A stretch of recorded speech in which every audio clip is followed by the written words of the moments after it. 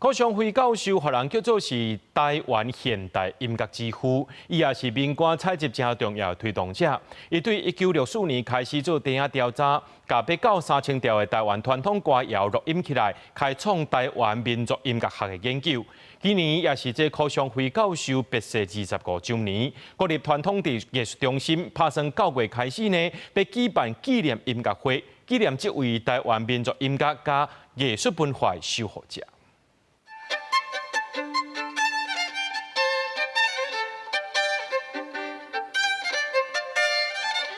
這首小提琴的獨奏曲《流線調》是音樂家柯尚輝在1991年對台灣的傳統戲曲所改編的經典作品之一，甲台灣本土的音樂元素結合西方古典的樂器，對本土的文化甲民間的音樂吸收養分，再閣結合現代作曲的方法。團結中心表示，柯教授上大的貢獻，就是為台灣建立有文化主體性的音樂語言。他最重要的是，他熱愛台灣的本土，以呢個台灣的本土的音樂特色，好本土的日常生活，好會當呢用西方的音樂、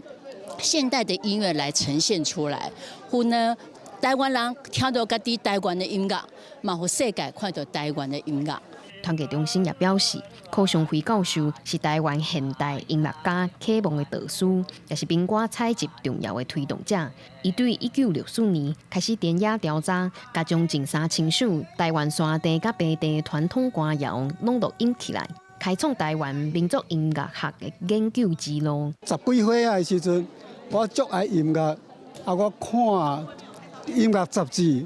報紙。有足濟柯尚輝教授的消息，伊講大家愛寫台灣的音樂。